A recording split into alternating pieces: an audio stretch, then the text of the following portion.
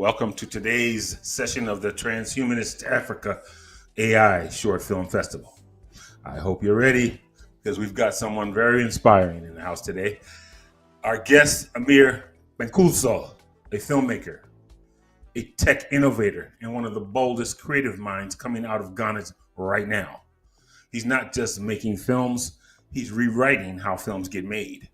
Amir started with grassroots storytelling in northern Ghana and built a reputation for powerful visual storytelling, from award-winning shorts to documentaries that drive real social change. But what sets him apart, he's one of the first African filmmakers to dive headfirst into AI filmmaking. Yeah, we're talking full-blown creative projects made with AI tools that generate visuals, voice, and even story elements. One of his recent AI-powered films based on a ganja folktale went viral and sparked nationwide conversations. Amir isn't waiting for the future, he's already there. So whether you're into tech, film, storytelling, or just curious about how AI and culture collide, this is someone you want to hear from. A warm welcome for the visionary, the innovator, and the creative disruptor, Amir Gbankulso.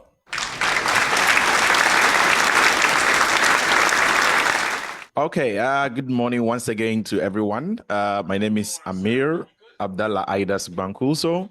I come from Ghana, specifically the northern parts of Ghana. And today, of course, I'm here to talk about the future of filmmaking and how AI is actually democratizing the whole concept of filmmaking.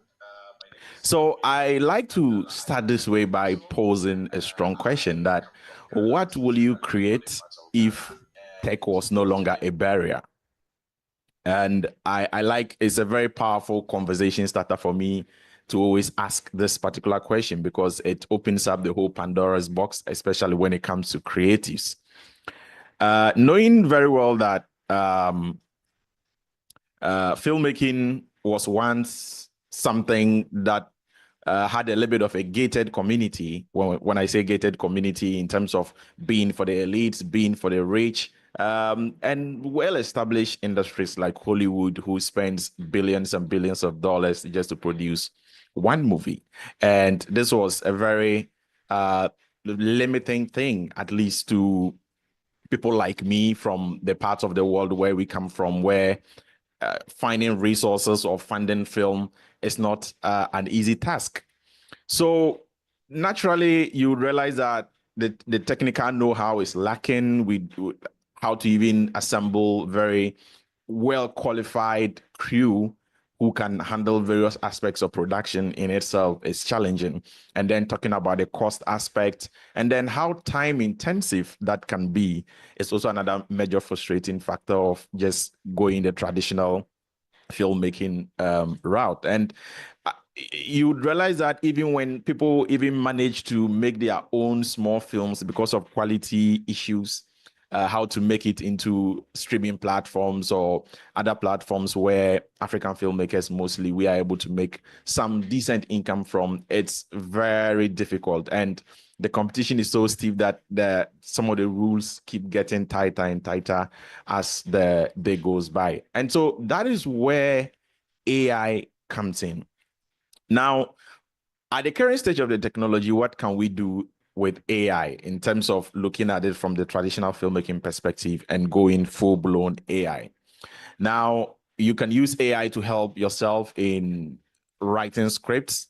In fact, at this particular stage, it should just be like an agent helping you or guiding you through nailing the right kind of story, because AI stories can be a little bit generic. So I still suggest that you go the traditional route of writing your original story, and then you use the AI as just an assistant to help polish it up. And then also, if you want to do script breakdowns, this used to take several hours, in fact, days, weeks to do script breakdowns. Now, with the help of AI, you can simply do professional script breakdowns, and then it helps to reduce the whole workload. And then, of course, voiceovers. I am naturally gifted with a little bit of an imposing voice, so I'm able to do my own voiceovers. Unfortunately, not everybody or not every independent filmmaker has that ability. So using some of these AI tools can also help you generate voiceovers. And once again, using it in a very assisted way. So instead of doing mostly text to audio, I'll suggest that if you have a service where you can record your voice, which maybe might not be too nice, you record it and then use these AI tools to polish it up or change it completely. This is important because no matter what or how an AI tool is being marketed, some of the natural inflections that comes with human voice is still just a little bit lacking at the current stage of the technology.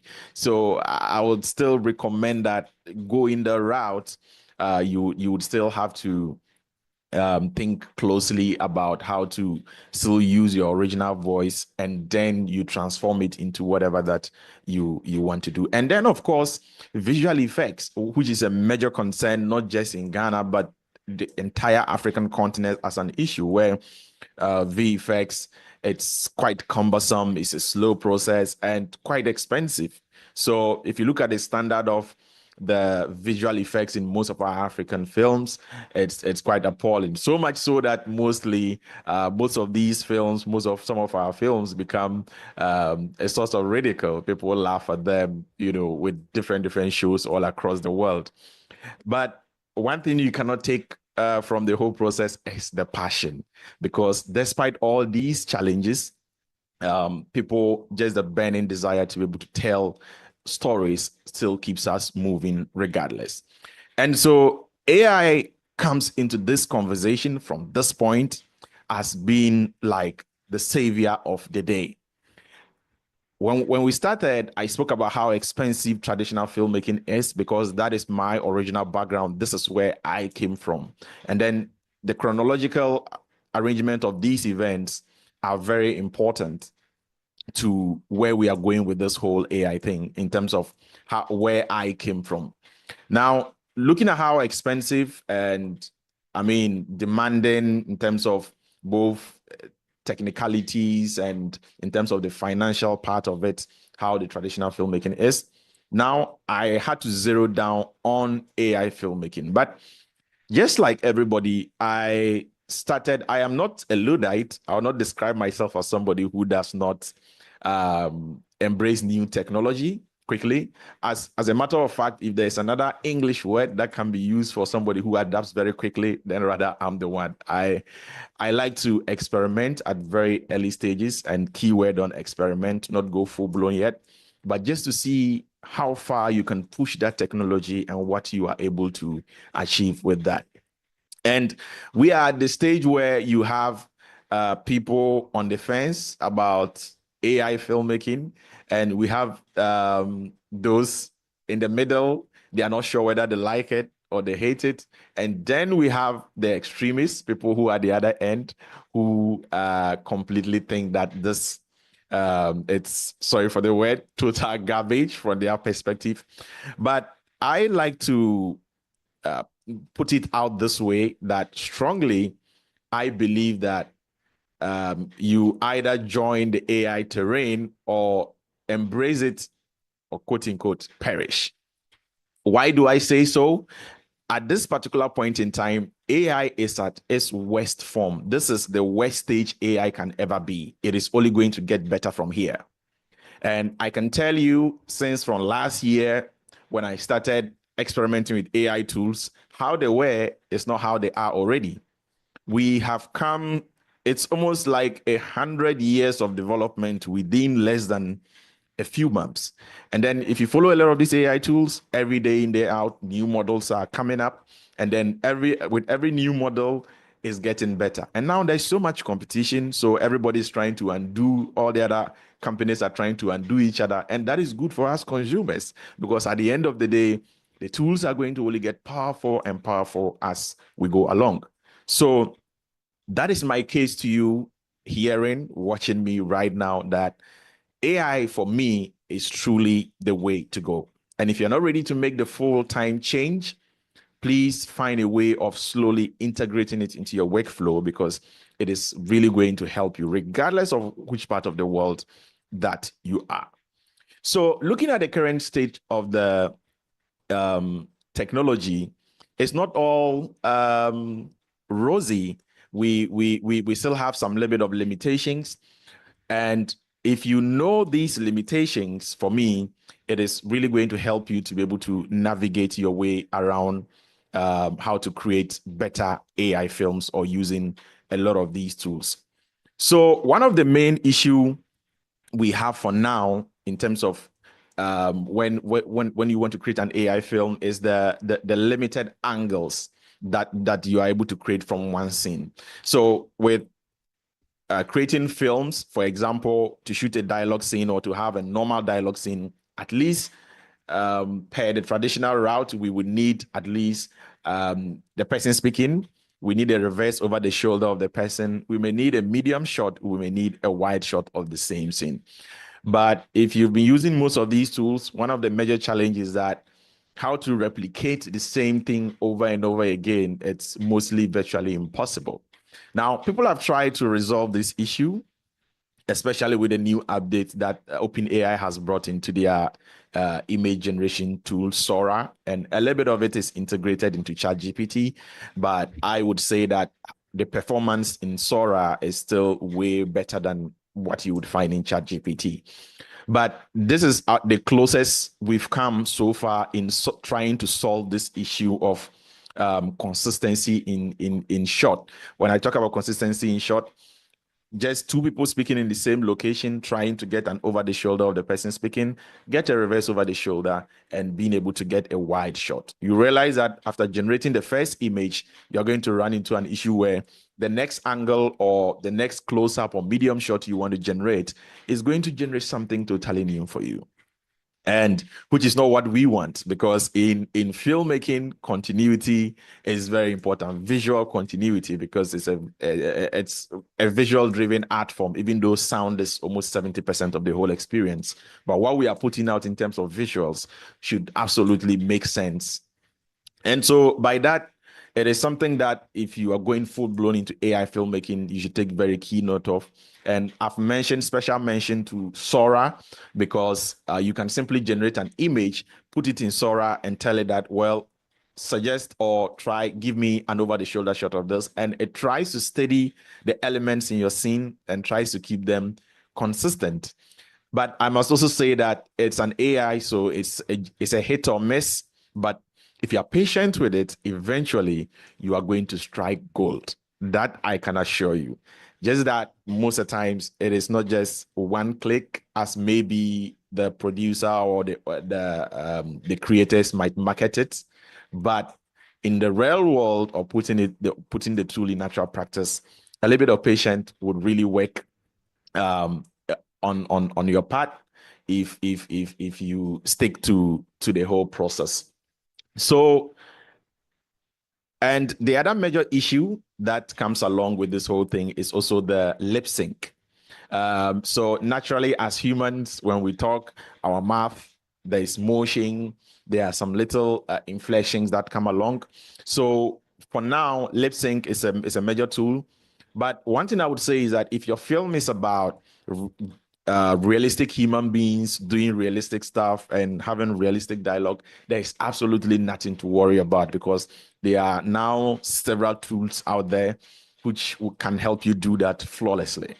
However, the challenge would come in if you try to lip sync animals, or you try to lip sync some bizarre cartoon generated characters, especially when they are in 3D cartoon formats. That is where you begin to have challenges, because a lot of these AI tools are trained based on human data. And so once you try to lip sync an animal or try to lip sync a cartoon character, you begin to run into very weird issues. So moving into this, when you are, if you are trying to create your AI film, you need to take very key note of some of these details, that if you intend to create an animal or an animal that speaks in your film, it is something that is going to be quite challenging as at the time where I'm making this presentation, it's still quite a very challenging thing to do with most of these AI tools. But like I said, if you are dealing with humans, there's absolutely nothing to worry about. The problem will come in once you start delving into animals and 3D cartoon generated characters. And then, of course, the elephant in the room, the credit-based system of AI tools.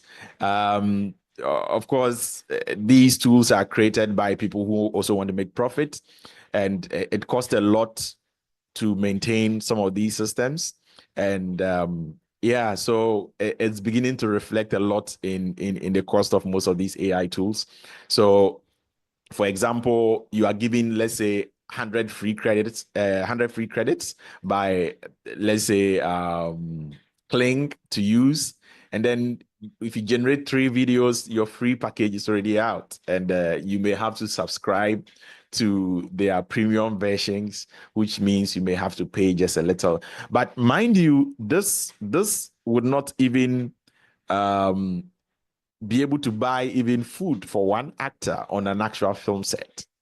So it's still way cheaper, and it's just natural that as humans that like Oliver Twist, we keep asking for more. Other than that, in the grand scheme of things, this should be almost no amount to complain about if you come from the background where I come from, knowing how expensive traditional filmmaking is and what goes into it. But it's still worth mentioning, knowing very well that a lot of us are also beginners or enthusiasts who may want to make AI films for the purposes of either entertainment or submitting to this festival or whatever that you may want to do with this knowledge that we are sharing today. So the other thing, of course, with new technology, a lot of people are beginning to join in. So no matter how strong a website might be marketed, eventually it begins to lag. It's quite slow. So we actually have peak hours where you put in your prompt, you have to wait quite a little. Even though when you pay, if you're on paid plans, you are kept on accelerated generations. For some of them, despite that, it's still quite limiting, and sometimes I personally find it a little bit frustrating throughout that whole time. And then the last issue before we go to the other side, the positives, is just that nothing is guaranteed. But I really struggled adding this to the list of things that I call maybe disadvantages, because once again, coming from a traditional filmmaking background, in natural sense, nothing is guaranteed. We as production people sometimes would want to make you believe that we have all variables under control. But believe you me, once we get to set, a lot changes. A lot changes. No matter how hard you try. If anything, for about 15, 16 years of my experience in filmmaking has taught me is that you can never have everything under control. And then AI filmmaking now is amplifying that no matter how prepared you are, nothing is still guaranteed. But like I said earlier, the key word here is just patience, determination, and follow the dream from beginning to the end. Trust me, you would definitely strike gold if you don't give up. So if you try a generation, it isn't working, don't give up, keep going, rephrase, and keep coming over and over again until you strike the gold that I keep talking about. So by that, I have, based on some of the challenges that we've shared, I've categorized the current state of the technology with the type of AI films that you can make into several categories.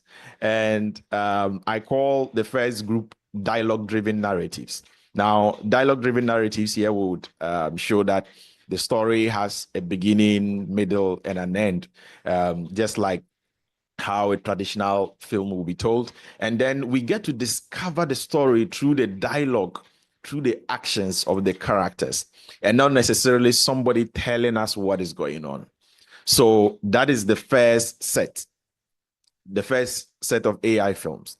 Now, the other ones that we look at is the semi-dialogue driven, where we have, for example, narration, or we can have text on screen, whilst we have some of the actors doing their normal stuff. So we are putting a little bit of dialogue so that the actors can speak. At the same time, we are also using a little bit of text to help amplify or to help the whole explanation process.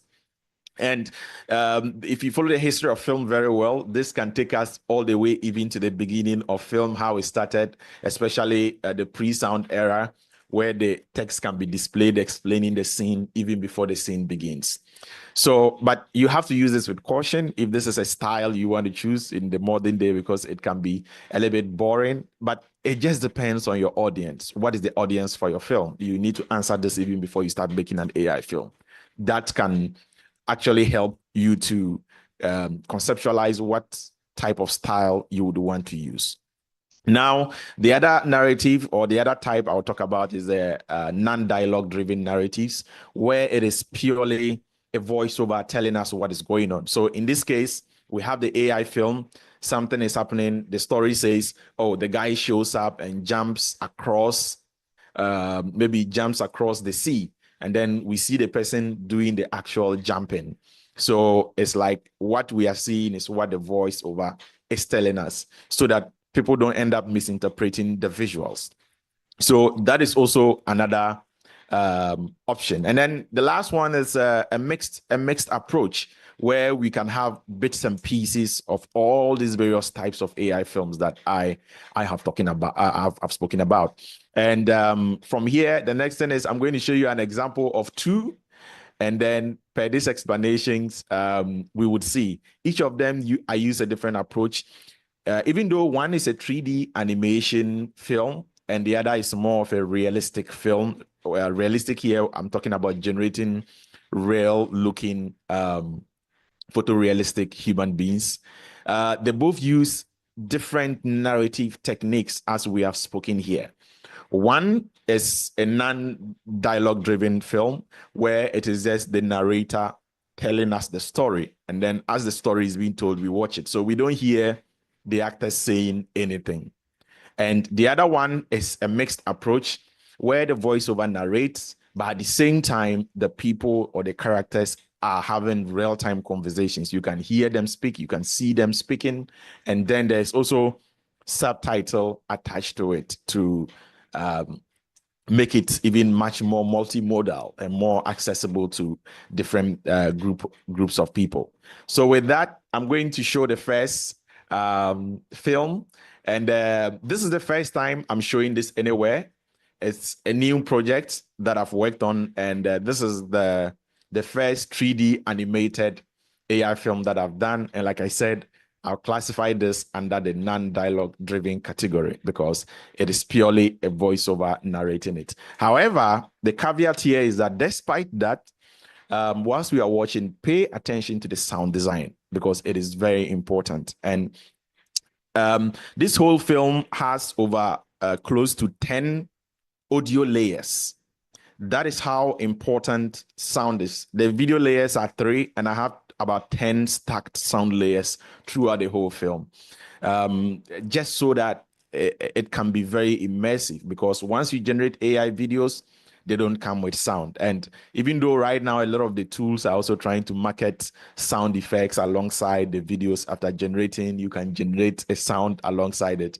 Once you start trying the tools, you would realize that most of them are not there yet. So it's still better to go the traditional route as to, after generating the video, if someone is walking, if you need walking sounds, you have to put it there. If it's in the forest, you are breaking it down into various scenes. You are looking at, okay, where are we? So it's like trying to read sound visually. Okay, we are in a forest.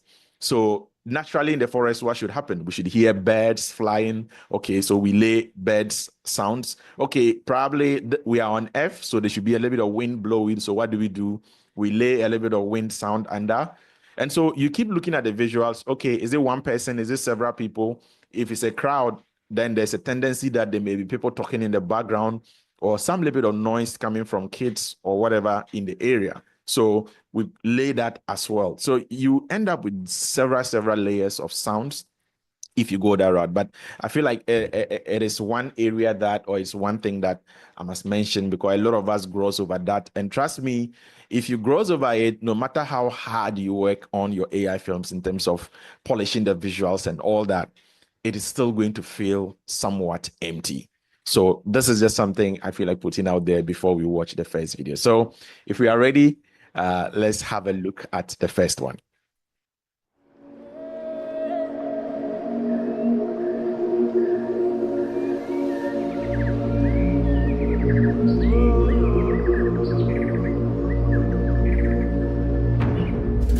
This deer is about to be captured.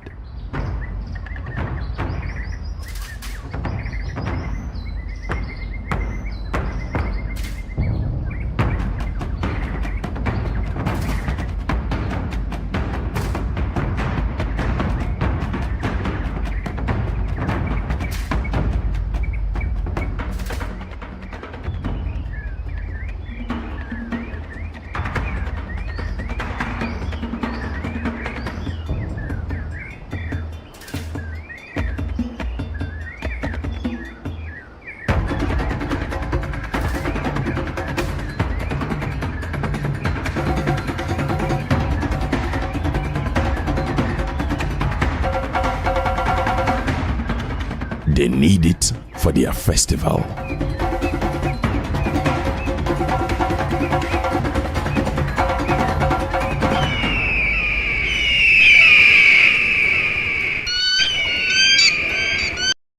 Right. Yes. So that was just the a little piece that I did. Like I said, exclusively. This is the first time I've shown it to any sort of audience because I just completed it. And then just before we see the next one, I really want to emphasize on the fact that the best strength that we wield as filmmakers mostly is to build on already existing knowledge. If you are picking up stories that are entirely out of your domain, trust me, you may not be able to do total justice to it. So I like to approach this from a perspective where these should be stories where I can directly relate to, even though some human emotions are quite universal, regardless of which part of the world you find yourself. But it is always better that with tools like this, we use them to tell our own stories. This is actually based on an actual story of a festival, which even in 2025 is still being practiced till now, right here in the West African country of Ghana, specifically in the town called Winneba in the central region of Ghana. This is a history of how the whole festival came about. And the festival was held about 2 weeks ago, a week and a half ago, actually. And I have this idea to create this film just as a commemoration of the whole concept of the festival. And as we've seen in the video, started as something from metamorphosing from human sacrifices to animal, then back to animals and all that. So with that same mindset in mind, I want to show you the first full AI film that I ever produced. And then after that, we can have the next conversation. So let's have that film.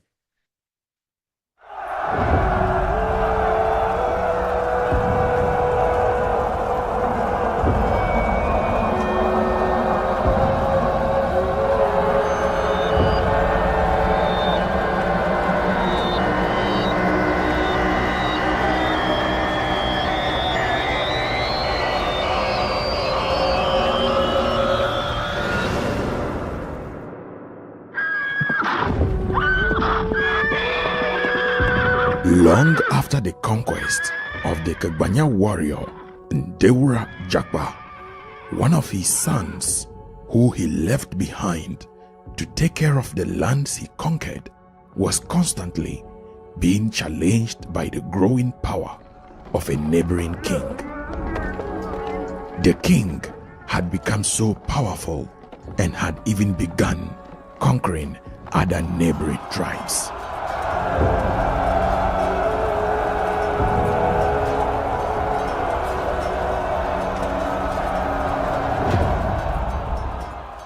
The leader of the Kagbanya Empire therefore decided to wage war against them.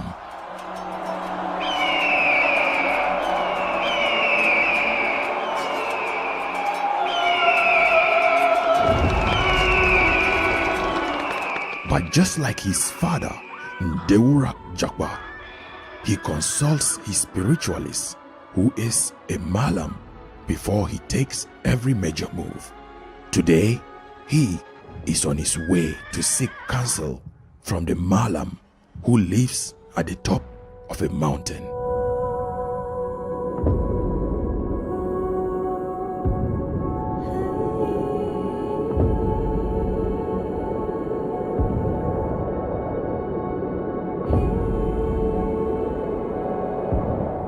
Inyi delile muna kabar funfa, nafa kan yo kananatu, fabanya nasara.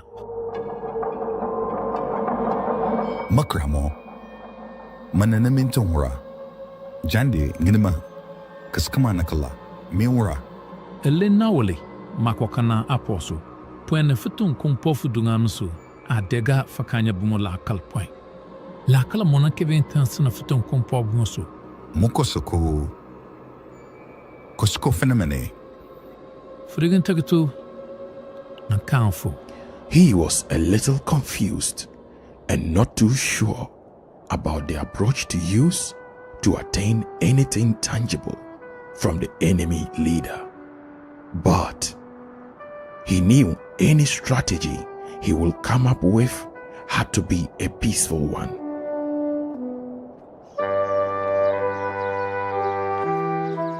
Dingoro went home and thought for days.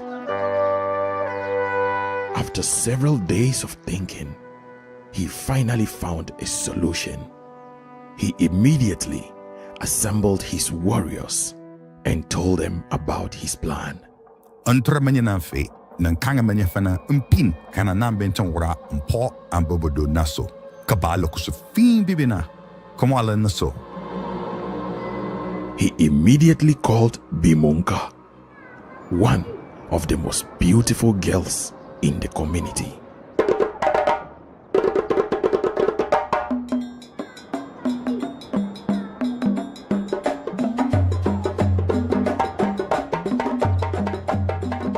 Dingoro, fushin terma mende. Mishana na fugoro koskonsma Kasa kama fuban kafane ngura mewura. mentafo on konfin kade mensan fiye kl ndombo ora baki eche muna bisafo achumo afote sana ayer dafo ka kangurlo jaman na kanfo men kanfo koswe kadaga na fora Anuga dingoro. Mewur kosono fukana.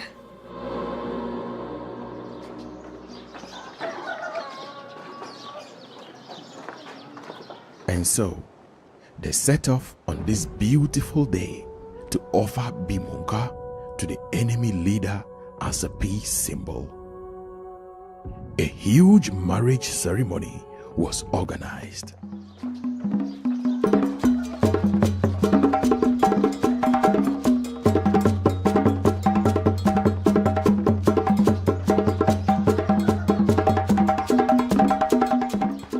Little did the enemy know that Bimonka was simply a decoy.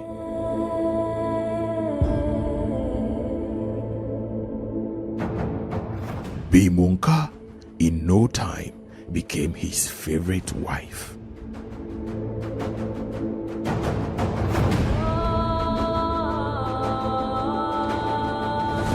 Days suddenly became weeks, and weeks suddenly became months, until the opportunity to strike presented itself. On this day, Bimonka cooked her husband's favorite meal and presented it to him.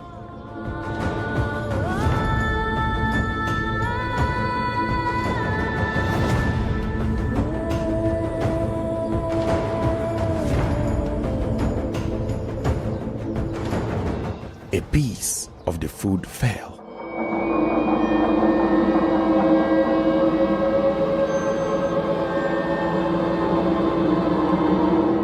Bimonka knew her mission was complete.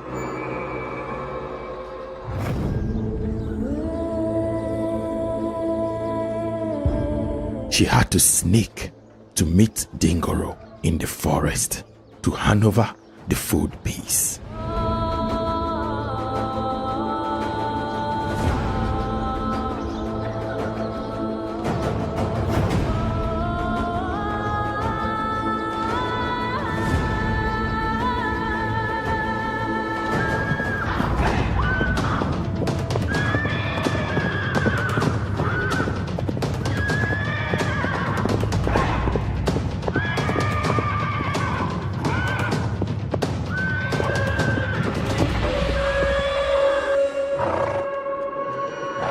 Makramo. Kosanandi. Anyakamo.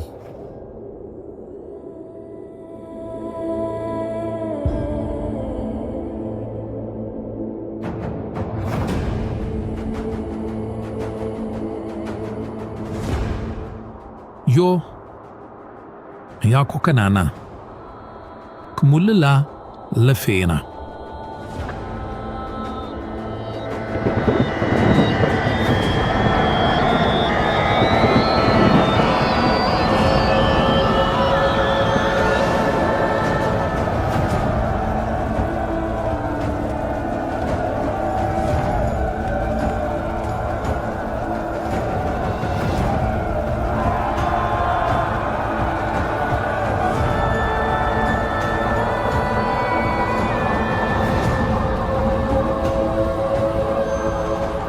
Dingoro went to battle and defeated the neighboring tribe.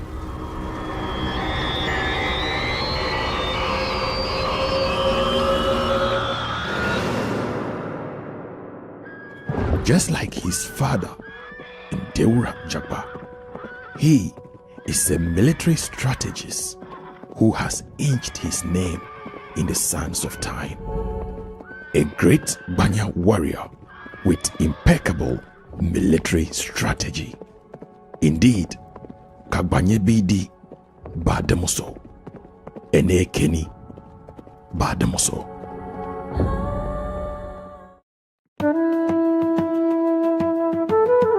Right. Okay, thank you so much. Sometimes I still get goosebumps watching this. I can't believe how far we've come as a human race, and the fact that from all what you just watched, not even, I never picked up any camera. I never went anywhere. All created from the comfort of my home. But what I can say is that let's not underestimate the power of storytelling. With this whole AI video going viral on, especially on my YouTube channel, one thing I kept telling people was that, yes, the visuals, everything was good, but the storytelling is what got you hooked in very well. So by that, I would want to still emphasize on my earlier point that still do some manual work a little, especially with the story. Because if you are just generating stories from scratch from ChatGPT or whichever large language model that you are using, it could sound or look very generic. So go through the process, have the idea, and then you can manually write out the story. And after that, you now use your any AI tool to polish it up, or whichever steps that you would want to go. So I would want to now go straight ahead and talk about how I was able to make this, or if you want to make something similar like this, or generally the AI workflow that I've seen that tends to work a lot in terms of all the experimentations and all the AI videos that I have created so far using all these AI tools. Now, right from the ideation process, in terms of writing your story, I keep saying don't use AI in the original idea. Still generate your original idea, then use AI to enhance it. And then once we are done, the next step from there is to now write scenes out of the story. So what is the difference here? So a story could just be something like a paragraph form. Okay, a child is born, and then a child is sent to school, just in its linear format. So you can write it in the form of a story. And then once you are done, the next step is to break it down into scenes. So we say a child is born. So we pick up maybe a woman, how do we visually want to be able to tell the story? So maybe we want to see the birth process of this child. And now as the creator here, you need to even decide, do you want to show the pregnancy of the mother? Or would you want to just start the story from where the child is already born, maybe the naming ceremony? All these are decisions that you would have to make after, in this particular second stage of the whole thing, where you are now trying to figure out the scenes that you would introduce in. So once you figure out the scenes, the next thing now is to pick each scene that you figured out, and then look at how to tell those scenes apart in terms of the shots. So what do we need? Okay, in this scene, we say that in this scene, we have to see a mother giving birth. Okay, so in the third stage now, we are looking at how do we want to see the mother giving birth? Do you want to see a God's eye view of a woman lying down flat? Do we want to see a medium shot of a woman? Now, if there's more than 2 or 3 people in the scene, do we want to have maybe different over the shoulder shots? These are now the decisions you have to make at this particular stage, and then write them out in terms of short descriptions. Okay, maybe a long shot of a woman, and then still keeping in mind the same traditional filmmaking idea. When we start a scene, instead of starting from a close-up, we start from a wide so that the audience will have an idea at least that this is where the scene is taking place before we cut in close. But it's an art form. This is not a rule. So you can break it because there is another thing called from ambiguity to the known. Instead of starting the scene from where it's a wide shot, we know that, okay, the children are in school, and then we cut into the classroom or cut to the teacher teaching. Somebody can rework this differently, where we start with a shot of a close-up of a pen, or let's say a marker writing on a board, and then before we now pull back. So you can reverse engineer the whole process. And that also still works because we start with an ambiguous situation. A pen is writing, so your audience are asking themselves subconsciously what is going on. So they are waiting to discover the next thing. And then all of a sudden, the next shot shows that, okay, it's a teacher writing. So it's still a way of keeping them engaged. But if you want to go the traditional route, instead of starting from ambiguous situations, you start by giving the audience, start by letting them already know that, okay, we are in a school. So a wide shot of the school, and then we zoom into the main action. So in this particular case, we can write a prompt about showing a school.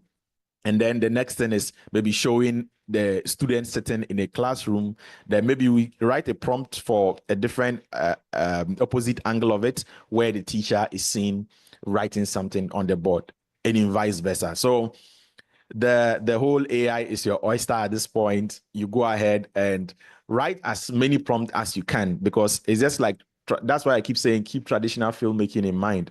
Coverage is very important. The more you can do that, the more natural your film is going to look. And then eventually, if it's done well, you can even steal people's attention of that you used AI tools to do this. I know eventually we'll get there, but even at this stage, the more coverage or the more shots you can be able to write, and then later on generate. When we get to the generation stage, you would understand why I'm saying write more shots. So after we are done writing shots out of these scene lists that we created from each sect of the story, we are now ready to go ahead and generate images out of these prompts. Now, the prompt writing process, we could use large language models to help enhance them. Once again, we can start using our own ideas and then ask the AI to fill in gaps or to suggest other extra shots that it feels like would be able to help tell the story better. But with most AI tools, I find out that the more information you can feed it, the more it will give you back in return. If you give it scanty information, it will give you very scanty results, or it will give you results that you may not want. But the more you can be precise and more laser focused on exactly what you need, the more the AI will perform more magic for you.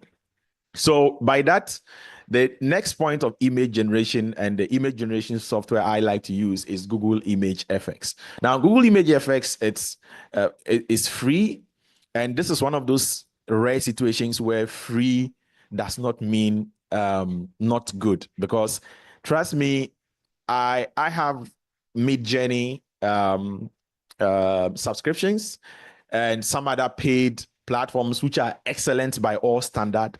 However, for some reason, for something I cannot put my finger to, the nature of images coming out from the free tool Google Image FX feels way much more realistic and more complete for me than most of the paid tools that are out there. So, like everything, once you are patient about it, once again, you strike gold. So once you have all this prompts, all you need to do is to copy all of them into the Google Image FX, and then you generate your scenes. Now, earlier on, we spoke about consistency. Now, the secret about consistency with AI tools is that if you, let's say you have a character called John, and then you keep generating, by the time you are done generating the, let's say by the fourth image, character John has become maybe character Ken, the AI would totally forget. So what you need to do here is that right from your first generation, you must be very detailed. So for example, if this is an African man, describe the color, the skin tone, describe the hair, describe the costume, be very detailed about who this character is. Or else, after generating him from this angle, by the time you go to generate the next angle of him, the AI will give you a new image altogether. So it is very important that in generating your first set of images, write very detailed prompts. And then regardless of the AI tool you are using, try and find out. There is this concept, AI concept we call seeding. The seed is the unique code for each image that you generate. If the AI platform you are using has a seed number, if you can always copy the seed number and repaste it, or if it has a lock button, for example, Google Image FX has a lock button attached to the seed number. So that means after generating an image, once I lock it, it knows that I want to keep this same person, or I want to keep this same looking person throughout my generations. So anytime I paste the same prompt in, it is going to give me the same person, the same face, and then I can now change different angles. And that is why, and that is what makes it a good looking film, because we all know that what is a movie without angles? That is what makes it, that is what makes the whole art form. So that is why I'm really hammering on this point, because that is why it's called a film, and that is why the whole art form exists. So make sure to delve in very well, make sure your characters are well described, and then from there, we can go ahead and use all those images that we've now generated for the video generation. Now, before we move away from the image generation, one thing I would want to state is that no matter how far you go, some images will not just work. Some of the scenes you generate are going to fall short of your expectations. So you will still require a little bit of manual work to be able to correct certain things or introduce certain things into the scene. So for most of us who are lucky to have knowledge of complex softwares like Photoshop, this is not much of a problem. You easily go in and make corrections. But those of us who are even using our mobile phone these days, there are so many apps that can let you even delete people, maybe cut a head, reposition the nose. You know, sometimes things may not be exactly as you want them. So you pick the image as it is, and then you go ahead and make some adjustments to it until you have the right thing, or it just feels right for you.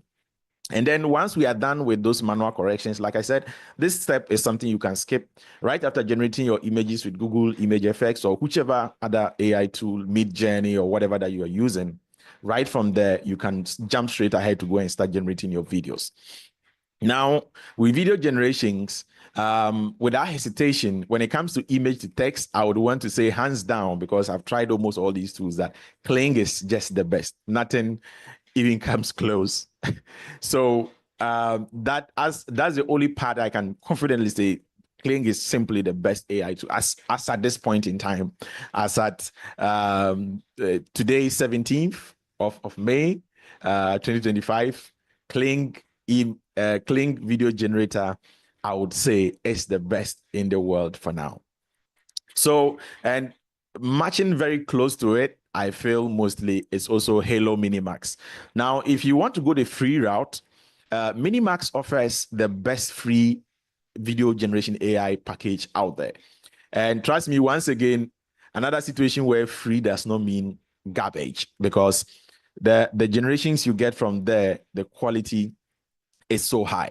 So for those of us who want to go the free route, I would really recommend that you look into Hello Minimax. Minimax has a very good free package system that would give you very decent number of generations. And after that, even after you exhaust your free credits, they are going to still give you free 100 credits on daily basis. Every day they will give you free credits to be able to use, and they've been so generous with that. So if you are getting into this and you don't want to make any sort of payments or commitments yet, or you just want to try and see if this AI thing it's for you or not, I would suggest that you go the Hello Minimax route. However, Clink also has a free package, just that they don't give you so much leeway like Hello Minimax will do. But if you also just want to jump straight to Clink, you can still do that, because they also give you decent credit, even though it's way smaller. At least you can be able to generate videos just to see how it looks like. Now, realize all this workflow we've spoken about to this point. We started with generating our story, and then right from there, we broke it down into scenes. And then from the scenes, we extracted our short ideas from there.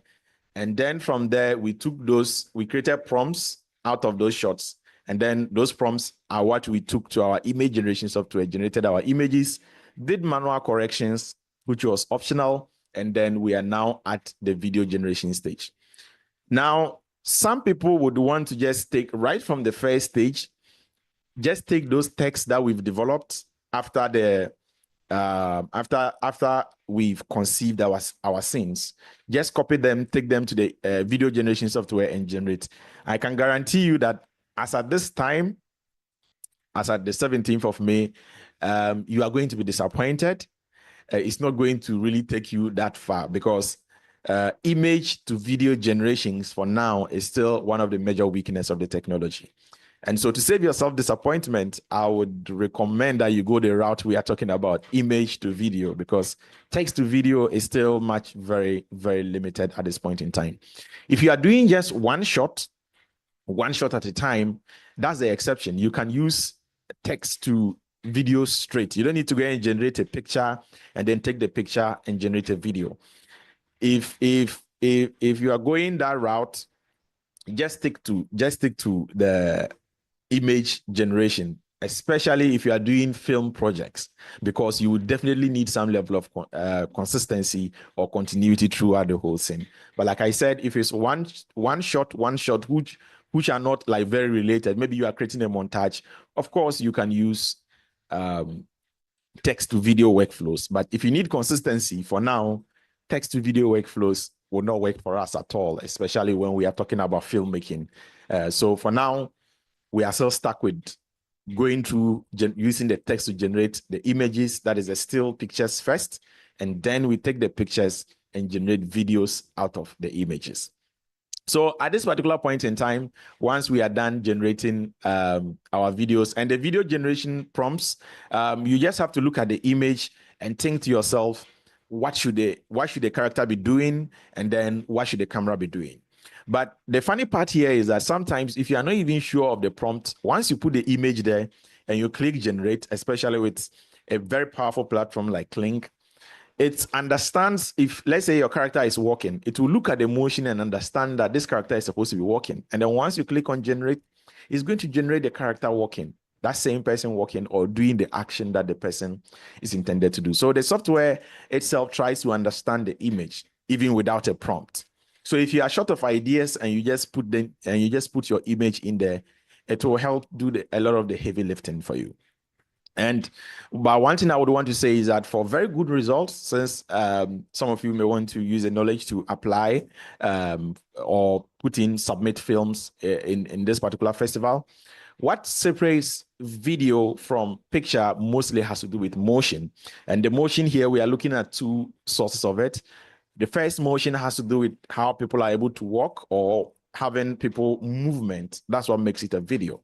But let's not forget that a video is just 24 images strung together to create the illusion of motion. So 24 frames per second simply means 1 second of a video.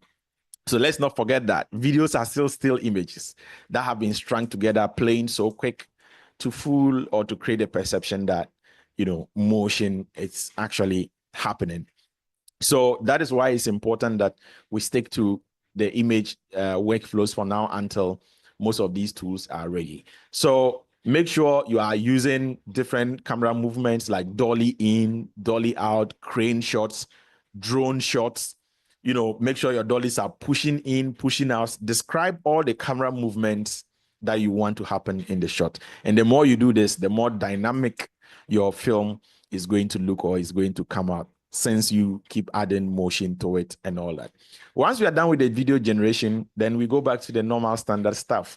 You can use any sort of editing software out there to be able to piece the whole thing together. And then in piecing it together, it's just a matter of, let's say you are doing a non-dialogue one, then it means that right from there, you can record your voiceover. And then what I like to do is that if it's a non-dialogue and I'm using voiceover to narrate the story, I record my voice and then just lay the voice down and now bring in the videos and then put them according to what the voiceover is saying. So it's like the chicken and egg situation, because sometimes if you put the videos and rather bring the sound in, you may mistime everything, and timing is very important. So I rather like to go the other route, let the voiceover or let the narration inspire how you do the editing.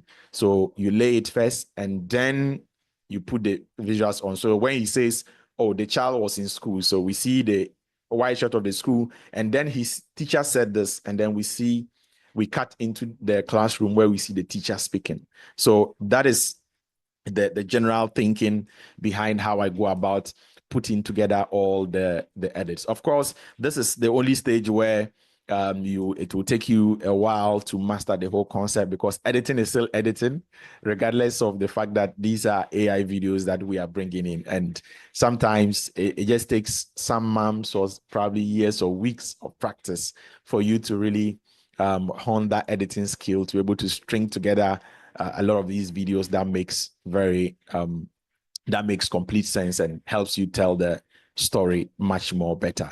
And then alternatively, if we are doing one that uses dialogue, then right from Kling itself, before we come to the editing stage, in the Kling, there's a lip sync feature where we can simply click lip sync, either type what we want the person to say, and then it will animate the person's mouth saying it, or alternatively, we can record our own voice and then upload it as an audio so that it will use our audio to go through the whole process for us of doing the whole lip sync. So basically, that is how far the whole technology has come at this particular point in time. And then, of course, I like to end with the first question I asked in the beginning of the presentation. If money or funding and technology wasn't a barrier, what would you want to create? Thank you very much. I'll pause here, and then if there are any questions or clarifications, then we take it from there. Thank you.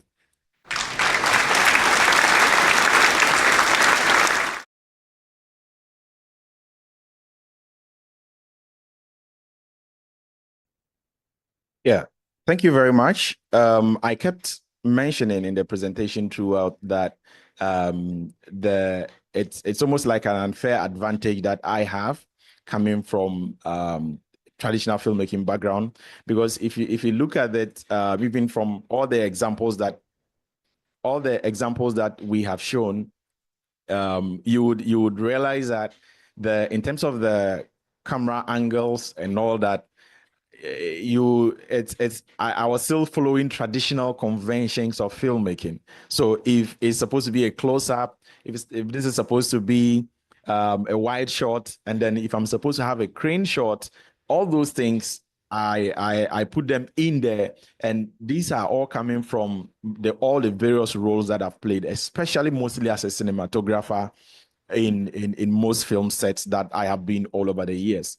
And then even the editing reflects that.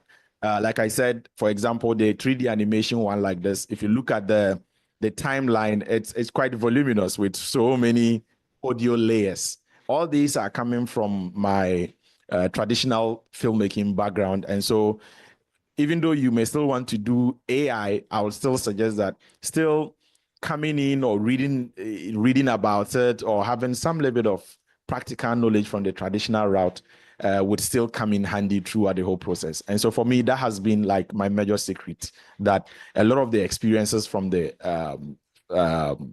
traditional filmmaking is what is driving me even within the AI world. You've shown us that African stories, when told with purpose and the right tools, can travel far and inspire deeply.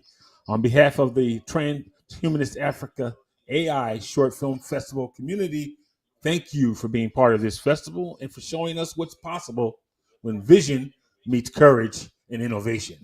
To everyone watching, thank you for being here. Keep experimenting, keep telling our stories, and keep imagining the future we want to see. See you guys next time.